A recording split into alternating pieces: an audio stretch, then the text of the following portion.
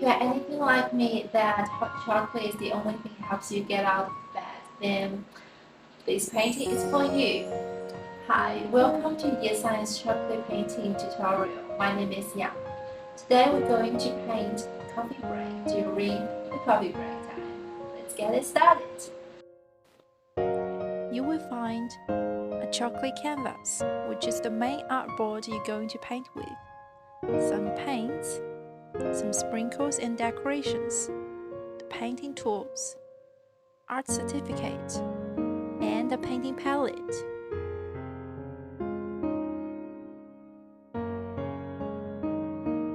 Put the plastic bag into a standard mug. Pour 1/3 cold water and 2/3 just boiled water. Make sure the bag is sealed with less air inside. Lay the water bag in the box.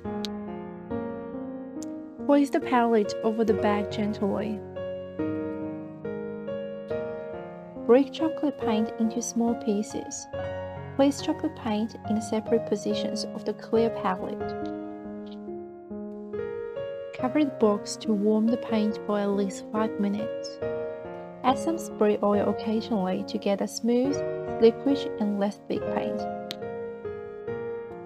In cold days, reheat the water bag in the box with microwave for less than 60 seconds each time. Cover the palette box when it's not in use to keep it warm.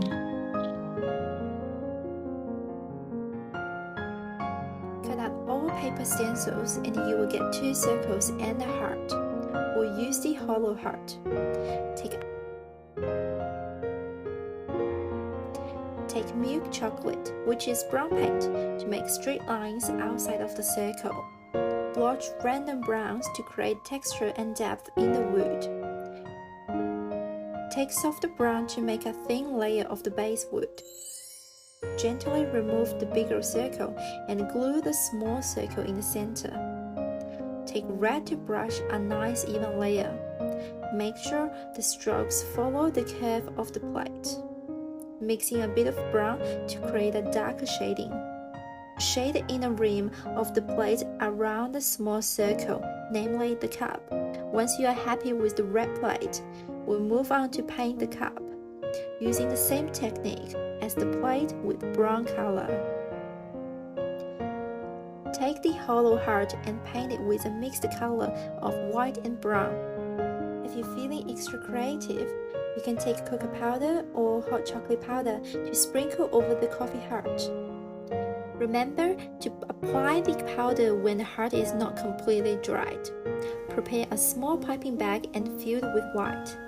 You can either use a sandwich bag or roll up a piece of baking paper. Outline the cup slowly, but don't forget the coffee holder. Stick the coffee beans and the cookie on using any chocolate glue.